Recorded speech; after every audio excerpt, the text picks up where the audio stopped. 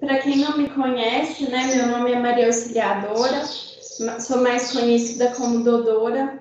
Eu sou engenheira química, tá? Eu me formei como técnica em mineração no Cefet e posteriormente eu estudei engenharia química na UFO, na Universidade Federal de Uberlândia. Fiz mestrado na UFMG e atualmente eu atuo com as disciplinas de química aqui no Cefet, tanto para o ensino médio quanto para algumas disciplinas do curso de Engenharia de Automação Industrial e a turma de vocês na Engenharia de Minas, tá? Então é um prazer muito grande estar aqui, né, com vocês ao longo desse semestre, para que nós possamos trabalhar aí o plano de ensino da disciplina de Química Experimental. Pela primeira vez, né, na história das disciplinas de Química Experimental, assim como das outras disciplinas, nós teremos aulas remotas, né? E, a princípio, isso me assustou um pouco, porque, afinal de contas, Química Experimental não parece nada interessante ter aulas remotas de Química Experimental, né? Porque a mão na massa é extremamente importante para a construção desse conhecimento. Mas, ao mesmo tempo, na medida em que eu fui pesquisando, estruturando como que eu iria trabalhar isso com vocês ao longo desse semestre, eu acabei descobrindo, né, diversos sites extremamente interessantes que oferecem plataformas de simulação de experimentos online. Então, assim, eu achei extremamente interessante e comecei a enxergar, inclusive, de outra forma, né, essa disciplina a partir desse semestre. Porque, embora nós tenhamos, né, que abrir mão parcialmente, eu espero poder levar vocês algumas vezes no laboratório, né, para vocês terem essa experiência de manusear os instrumentos, os equipamentos e tudo mais, né? Mas, apesar da carência dessa prática semanal no laboratório, né, eu percebi que vários pontos positivos eu consegui enxergar nesse novo método de ensino de Química Experimental. E eu espero que seja um curso proveitoso para todos vocês, tá? E para mim também, porque com certeza eu vou aprender bastante, porque eu mesma nunca havia utilizado softwares de simulação. Então, eu estou aprendendo a usar para poder passar para vocês, para que a gente possa desenvolver esse curso da melhor forma possível, tá? Então, eu espero que seja uma experiência ótima para todos nós. E um quesito também que eu vejo, e eu, enquanto aluna e professora de Química Experimental, eu percebo, né, nas aulas presenciais, é que nem sempre é possível, em geral, as práticas são realizadas em grupos, justamente em virtude da escassez de instrumentos, de espaço físico, para que todos os alunos possam participar de todas as etapas do experimento, né? E, felizmente, no online, cada um vai poder manipular o seu próprio software. Então, vocês conseguem ter um contato, né, com todo o processo de experimentação, colocando a mão na massa, entre aspas, né? O que eu quero dizer com isso? Vocês vão participar de todo o processo de experimentação online e não precisar de ficar revezando, porque para os alunos mais distraídos, às vezes o revezamento acaba não possibilitando a máxima extração da teoria e do conhecimento que vai ser absorvido naquela prática, tá? Um outro aspecto que eu acho extremamente positivo, pessoal, é que, inclusive, nessa aula de hoje eu vou abordar, né, a química enquanto um conhecimento científico, para que vocês possam entender, né, a lógica por trás de uma matéria de química experimental, muito além de simplesmente comprovar, né, com os experimentos a teoria que já foi elucidada por cientistas ao longo dos anos, né? Muito acima disso, a química experimental, ela propõe, no meu ponto de vista, que vocês desenvolvam o pensamento crítico, desenvolvam habilidades que futuramente vocês possam seguir, por exemplo, como cientistas, desenvolver um TCC da melhor forma possível, né? E como no laboratório é muito difícil permitir muita flexibilidade no que vocês vão fazer, né? Justamente pelos riscos envolvidos, pela questão da segurança laboratorial, acaba que a gente precisa de dar as receitas de bolos prontas, né? Para que vocês possam executar tal qual está na apostila prática de vocês. Isso acaba limitando muito a criação desse pensamento, né? Desse raciocínio científico que é o que vai instigar vocês a futuramente contribuir com as áreas de conhecimento aí dentro da engenharia de Minas, tá? Então, eu acredito que esse meio de ensino através do online, né, através das simulações, eu estou elaborando práticas mais abertas, né, não tão engessadas. E isso vai permitir, inclusive, que cada relatório, para uma mesma prática experimental, possa chegar em inclusive, metodologias completamente diferentes. Quando possível, eu vou tentar explorar isso da melhor forma, tá? Então, o objetivo dessa aula de hoje, gente, que é a primeira aula do curso, ao longo do semestre nós teremos 15 encontros, né? 15 aulas, porque a disciplina é de 30 horas a aula. Então, eu vou apresentar os objetivos da disciplina e o plano de ensino de vocês. Os objetivos da aula de hoje, método avaliativo, e vou apresentar, né, dentro desses objetivos da disciplina, questões relacionadas com a metodologia científica, com a química enquanto ciência, tá? Isso é muito importante justamente para embasar tudo que nós vamos estudar, né, a partir de agora. Então, a aula de hoje, né, eu vou apresentar o plano geral da disciplina e os objetivos da disciplina de Química Experimental. Nós vamos abordar todas as práticas propostas no plano de ensino, tá certo?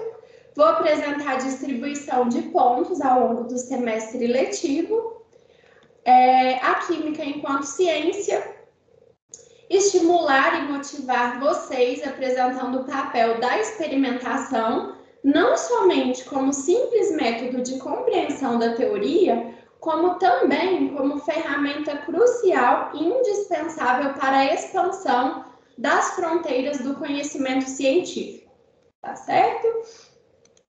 Os objetivos gerais dessa disciplina: apresentar as técnicas experimentais de forma articulada com o saber conceitual. Ou seja, gente, eu não vou soltar uma técnica experimental para vocês sem antes tratar dos conceitos que vocês, inclusive, já aprenderam, mas cabe aqui uma breve revisão com enfoque justamente na parte prática experimental, para que a gente possa aproveitar da melhor forma possível. Por isso, essa articulação com o saber conceitual, né?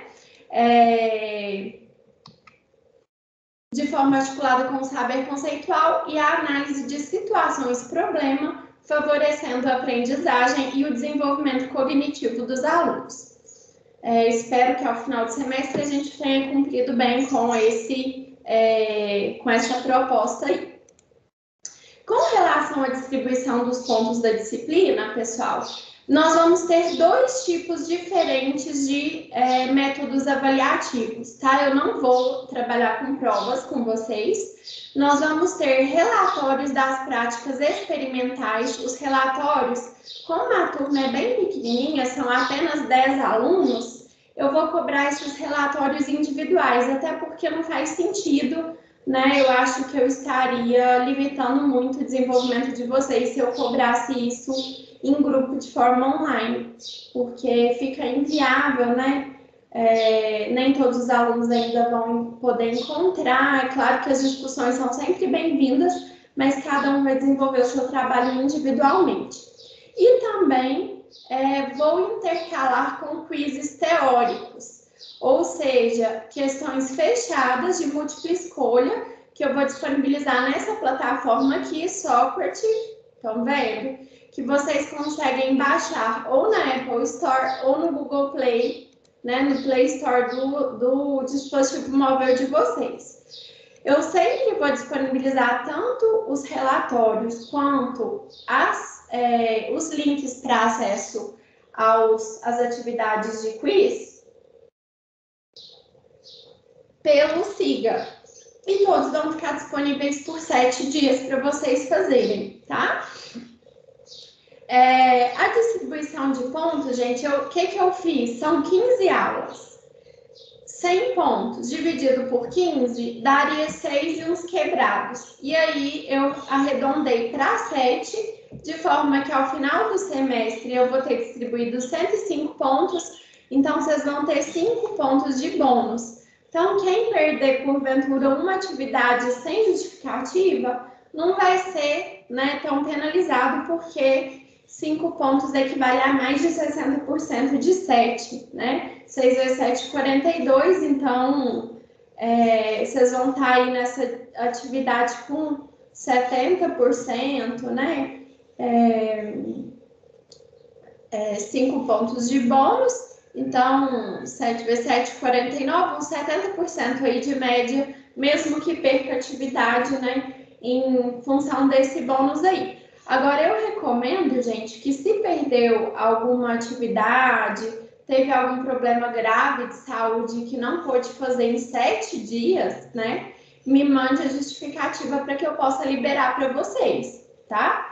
Eu não vou ficar liberando para mandar atividade fora do prazo, gente, porque senão vira uma bagunça e eu não consigo atender vocês da melhor forma. Então, tentem cumprir os prazos e é claro que dentro das justificativas plausíveis eu tenho, inclusive, obrigação de aceitar, tá? Então, manda o atestado, manda a justificativa de vocês por e-mail. Eu vou até escrever aqui para vocês o meu e-mail para que vocês... mariaguiar@cefetmg.br, para que vocês possam me mandar, e também pelo Google Microsoft Teams, tá, gente?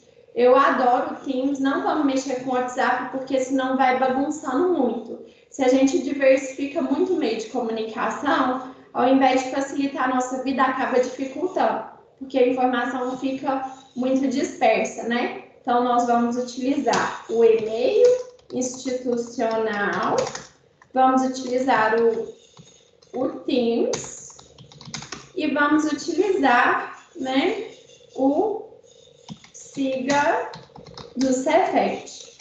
Aí no Siga, ele pode direcionar para vocês ou para quiz no Socrates, que é uma plataforma que sempre funciona muito bem, tá? Ou direcionar para alguma página, uma página com a estruturação da aula, tá? Que aí eu coloco o link para vocês, porque às vezes eu posso disponibilizar como uma aula em um site diferente, mas sempre com o link partindo de onde vocês estão vendo, né? Por exemplo, ou um site, ou eu geralmente subo no Vimeo vídeos e disponibilizo para vocês e tudo mais. Bom, pessoal, então, o que é ciência, né? É preciso que fique muito claro a diferença entre senso comum e conhecimento científico, tá? Quando a gente fala de conhecimento científico, nós estamos falando de um conhecimento extremamente sistemático, estruturado, com certos rigores tá? Ou seja, não é um conhecimento que ele é estruturado sem nenhum tipo de metodologia e embasamento. Muito pelo contrário.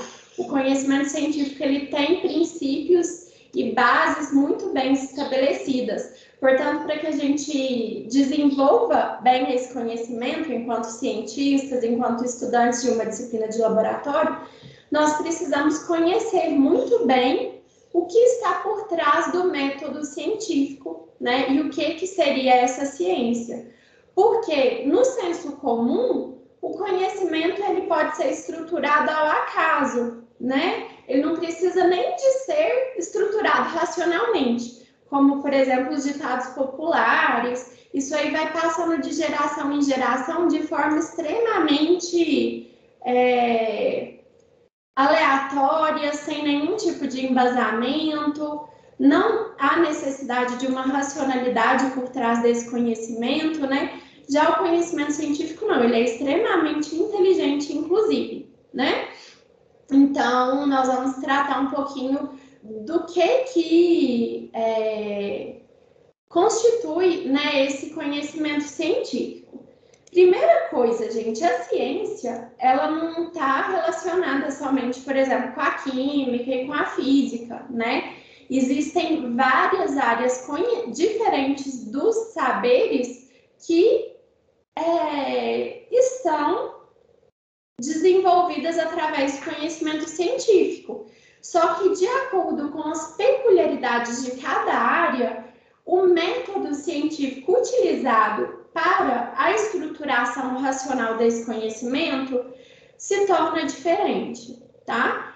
Então, por essa razão, eu coloquei aqui para vocês uma classificação usual, tá? É claro que se a gente pensar, inclusive, nas inúmeras áreas do conhecimento que vão surgindo ao longo dos anos, tem muita coisa que é interface entre diferentes áreas, tá? Mas só para vocês entenderem a lógica mesmo por trás disso, as diferentes áreas da ciência. Ciências da natureza são aquelas que estudam objetos que têm existência concreta. Então, gente, isso é extremamente importante, essa definição, né? É justamente pela existência concreta do objeto de estudo da química que possibilita a experimentação. Porque se não houvesse uma existência concreta do objeto de estudo das ciências da natureza, isso inviabilizaria a experimentação como forma de aumentar o nosso grau de esclarecimento, né, nosso conhecimento acerca das mais diversas situações que nos cercam. Portanto, a química está dentro das ciências da natureza justamente com base na existência concreta do objeto de estudo. Da mesma maneira, a biologia, a física, a geografia constituem ciências da natureza.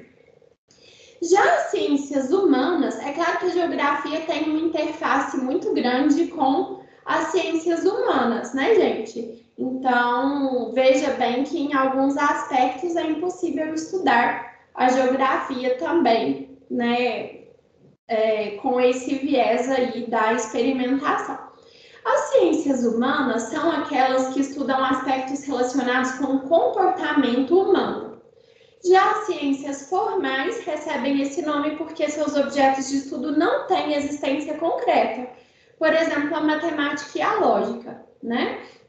Então, a gente conhecer essas diferentes áreas da ciência justifica, de certa forma, a metodologia que nós utilizamos dentro da química e que embasa toda essa disciplina que vocês irão estudar, tá? Então, os métodos científicos, eles podem ser os mais diversos, né? E eu vou focar com vocês no estudo do quê? Do método científico experimental, que é o que a gente chama de método hipotético dedutivo. Por quê? Se baseia na criação de hipóteses, né, com base justamente em que? Na observação dos fenômenos, dos objetos que são estudados pela química.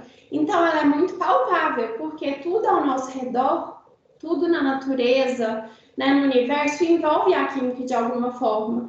Então, se nós tivermos um pensamento curioso, acerca de tudo que nos cerca, nós podemos encontrar, né, problemas a serem resolvidos, né? Uma das principais habilidades aí que nós, enquanto cientistas, enquanto estudiosos, temos que ter é a habilidade de encontrar um problema. Isso vale para tudo, né, gente? Porque a partir do momento que você sabe que um problema existe, você começa a criar hipóteses possíveis para conseguir solucionar estes problemas. Então, eu falo que o conhecimento científico, ele não ajuda vocês a simplesmente desenvolver o raciocínio de vocês para uma área específica, né? Um bom cientista, ele é capaz de resolver problemas em qualquer área. O problema é que um bom cientista, qualquer problema que uma pessoa te entregar para resolver, você vai conseguir, com base na lógica que está por trás disso tudo, vocês vão conseguir criar hipóteses possíveis para solucionar esse problema. É claro que quanto maior o conhecimento e embasamento teórico que nós temos na área que nós estamos estudando enquanto cientistas, mais clareza nós vamos ter no sentido de criar hipóteses inteligentes, né? Mas não necessariamente a gente precisa de ter nenhum conhecimento pré-concebido. Inclusive, nós temos que ter muito cuidado, né, com esse conhecimento que nós adquirimos previamente. Por quê? Porque nós não podemos ter um pensamento enviesado ou cometer nenhum vício antes da realização do experimento, tá? Porque se você já começa a criar um método experimental, por exemplo, querendo chegar a uma determinada conclusão, você corre o risco de cometer erros aí e acabar tornando o seu estudo tendencioso, tá? E a ciência, ela não deve jamais ser tendenciosa, embora ela seja sempre baseada ela seja sempre pautada na teoria que já foi levantada anteriormente e que não necessariamente também seja uma teoria verdadeira, né? Porque a dúvida, ela sempre também tem que estar na nossa cabeça, no sentido de não haver nenhuma verdade absoluta, né? Por exemplo, a teoria da relatividade de Einstein, hoje ela é aceita, né, mundialmente. Pode acontecer de um de vocês, daqui a uns anos, derrubar a teoria da relatividade de Einstein e descobrir uma nova teoria. Então, nós temos que respeitar, sim, né, todos os estudos e valorizar tudo que foi feito até agora, mas sempre com pensamento de dúvida, porque a partir dessa dúvida, será que é assim mesmo? Será que não podem surgir outras possibilidades? Que vai surgindo maior nível de clareza, tá, gente? A gente achar que tem a resposta para as coisas sempre atrasa o processo de desenvolvimento, de aprendizado em todos os sentidos, tá? Então, por isso que a gente fala que o método experimental ele é hipotético-dedutivo, porque ele se baseia em hipóteses, experimentações e deduções, né? E aí, com base em bastante embasamento científico, cria-se as teorias que não necessariamente vão durar pela eternidade, né? Pode acontecer de outro cientista futuramente derrubar a teoria que você criar, né? Vocês estudaram aí o desenvolvimento, os modelos atômicos na química do primeiro semestre, e o próprio desenvolvimento dos modelos atômicos, ele mostra essa evolução da ciência, né, gente? Lá atrás, Dalton acreditava que o átomo era o quê? Uma esfera maciça, redonda, indivisível, indestrutível. E aí, depois dele, vieram diversos pesquisadores e foram elaborando e reestruturando até que nós chegássemos ao modelo que hoje é aceito e que não necessariamente vai ser aceito para sempre, tá? E muito provavelmente não vai. Muito provavelmente vão desenvolver isso ainda melhor. Significa que, nossa, Dalton estava super errado,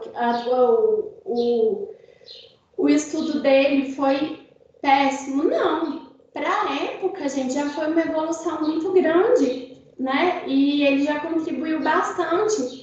Na época dele, não tinha desenvolvimento, por exemplo, da radioatividade, né? Na época do modelo de Thomson, como aconteceu quando entrou o Rutherford. E aí veio uma cientista, Marie Curie, que com base num conhecimento em outro campo diferente, né? No estudo da radioatividade, deu clareza para que fosse desenvolvido um experimento que permitisse, com isso, elucidar melhor como se dá essa estrutura interna do átomo. Então, como que Dalton poderia chegar a uma estruturação tão mais detalhada do átomo se ele não tinha condições para isso, né? E por isso que a gente tem que sempre enxergar a ciência como uma constante evolução, tá? Aqui, gente, eu coloquei para vocês, né, as vertentes, né, que a química envolve. A química, o estudo experimental químico, ele é bastante interessante porque ele envolve vários graus várias vertentes diferentes, né? Macro, que a gente chama que é o fenomenológico, ou seja, o que a gente consegue visualizar a olho nu. Então, experimentalmente, quando a gente vai fazer uma reação química ou um processo de separação físico, né? Como vocês veem aí, né, nas operações unitárias aí do beneficiamento de minérios, enfim, os mais diversos fenômenos, sejam físicos ou químicos, que nós podemos observar ao nosso redor, a gente enxerga por quê? Porque nós estamos falando do macro. Em nível microscópico, nível molecular, atômico, tem muita coisa que acontece que a gente não consegue visualizar, né? Num equilíbrio químico, por exemplo, aparentemente não está acontecendo nada com aquela reação química, mas nós sabemos que internamente continua ocorrendo diversos fenômenos químicos em nível microscópico. Além do nível macro e microscópico, que aqui eu até salientei com vocês que é uma vantagem muito grande também que nós podemos citar da simulação dos experimentos de forma online. Por quê? Porque no online, muitas plataformas disponibilizam visualizações do nível microscópico. Então, vejam que interessante, né? Por exemplo, quando a gente for fazer experimentos envolvendo trocas energéticas, vocês vão enxergar os pacotes de energia que eles criaram entrando ou saindo de um determinado sistema. E aí vocês vão conseguir enxergar a olho nu algo que num laboratório seria impossível, justamente em função desse recurso do online. Mesmo depois que a gente voltar para o presencial, eu pretendo inserir esses recursos nas aulas, porque eu acho que vai ser algo muito valioso, né, para a estruturação desse conhecimento. Nós podemos falar também que ele é representacional ou simbólico, então é sempre importante que vocês saibam a forma correta de representar os fenômenos dentro da química, né? Que vocês já vêm estudando aí desde as disciplinas teóricas, que vocês já estudaram no semestre passado, e procedimental através da experimentação. A ciência, né? Aristóteles definiu como ciência o conhecimento demonstrativo, ou seja, um tipo de conhecimento comprovado, né? E que pode ser expressado por meio de uma demonstração com fundamentos em observações, análises e experimentos, considerando as mais diversas hipóteses sobre aquele assunto, né? No caso da química enquanto ciência da natureza, nós podemos utilizar a experimentação, muitas áreas precisam se restringir a certas observações e impossibilita-se, né, no caso de outras áreas de conhecimento, a experimentação. Aí eu coloquei aqui alguns aspectos importantes que caracterizam a ciência, né? Ela é neutra, ou seja, a gente não vai chegar com nenhum tipo de tendência antes de analisar, né, o fato científico, a hipótese. Ela é verdadeira. É claro que, gente, pode ser que seja verdadeira até certa altura, depois ela pode ser derrubada, mas ela sempre é pautada na verdade, né? Esse compromisso com a verdade e com a neutralidade, com a imparcialidade ali ao lidar com em todo o processo da metodologia, né, do desenvolvimento da ciência. Ela é linear no sentido que eu disse, né, por exemplo, no desenvolvimento dos modelos atômicos, vocês conseguem perceber muito bem essa linearidade, né, da química. Ela é movida sempre por questões ou problemas. Então, quanto maior a capacidade de vocês de levantar problemas, maior vai ser, né, a qualidade do trabalho de vocês enquanto cientistas, porque vocês vão ser mais criativos para criar hipóteses que possam ser verdadeiras e expandir as fronteiras do conhecimento futuramente, tá? Não é uma receita pronta, gente. Então, a química experimental, quando ela é feita no laboratório, muitas vezes os alunos acham que é aquilo ali, ó. Ah, você vai pegar tantos gramas de determinada substância, mede a massa numa balança analítica, coloca em cima do tubo de ensaio e prepara um reagente a tantos por cento de determinado reagente. Isso vai ficando muito receita de bolo pronta. Isso não permite que vocês desenvolvam essa capacidade de solução de problemas, tá? Então, eu espero conseguir fazer vocês pensarem um pouquinho fora da caixa ao longo desse curso.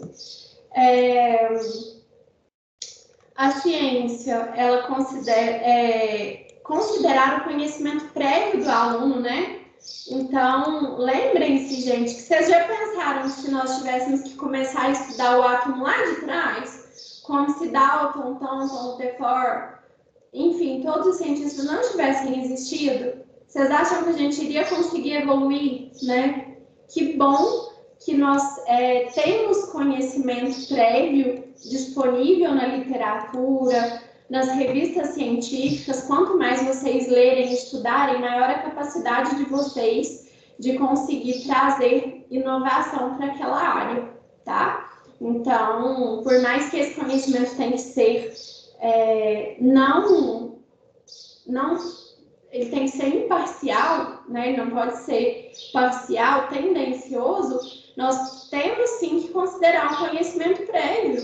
E eu vou valorizar nas práticas o conhecimento que vocês adquiriram antes das aulas que nós teremos, tá? Sempre que possível, relembrando, fazendo revisões teóricas e tudo mais. Instigar o aluno a pensar, elaborar aulas que façam o aluno raciocinar e pensar em métodos para esclarecer determinadas questões, estimular o levantamento de hipóteses e problemas por parte do aluno, né? Então, vou colocar aqui para ficar mais lógico, né? Na disciplina de Química Experimental.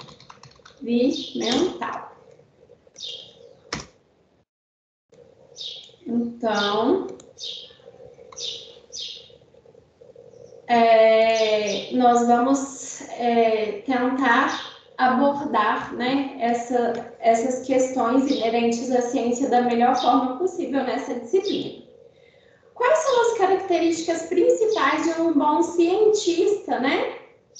Ciência vem do latim scientia, que significa conhecimento. Então, ciência significa conhecimento.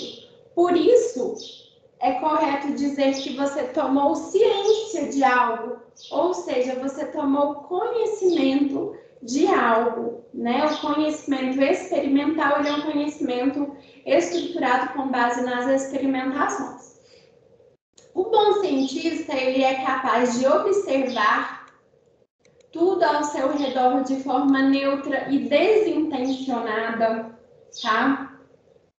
Então, uma pessoa capaz de observar a realidade ao redor de forma neutra e desintencionada, todas as situações, independente de ser dentro da ciência química ou não, em geral são pessoas mais bem-sucedidas, né? Por quê? Porque ela consegue estar em contato com a realidade de forma mais pura, né, gente? Muitas vezes, vivências anteriores da pessoa podem enviesar a mente dela e impossibilitar que ela consiga desenvolver intelectualmente em qualquer área. Por quê? Por conta das limitações do cérebro da pessoa, por conta dos pensamentos limitantes, né? E com a ciência não é diferente. A gente sempre precisa de olhar, por mais que nós temos que respeitar o que veio antes da gente, enquanto pensamento científico estruturado, nós precisamos sempre de conseguir criar novas hipóteses de forma desintencionada, tá? Medições, então nós temos que medir, mensurar diversos parâmetros, né, diversas grandezas e variáveis diferentes, experimentações, análises, criação de hipóteses, seleção e hierarquização de dados e criação de correlações. Eu coloquei aqui para vocês, eu vou pular essa parte, tá, gente? Porque eu tenho uma reunião agora às 5h30 e eu coloquei aqui algumas grandes cientistas mulheres ao longo dos anos, para vocês não ficarem achando que cientista é só homem, tá? Tem grandes mulheres aí que contribuíram com o desenvolvimento da ciência e a cada dia estão com uma participação mais significativa, graças a Deus, né? Em função do grande espaço que a mulher vem ganhando na sociedade, depois de muita luta e de muita batalha. Não estou querendo também não salientar a importância dos grandes cientistas homens, né? Mas é porque nem sempre as mulheres são tão citadas. Mas, por exemplo, esses grandes cientistas aí, Newton e Einstein, são a prova viva de que os homens sempre contribuíram e vão continuar contribuindo com o desenvolvimento da ciência, tá? Pessoal, só para esse slide aqui, ele é bastante importante, que fala do método científico experimental. Por quê? Porque ele mostra em que se embasa qualquer metodologia experimental.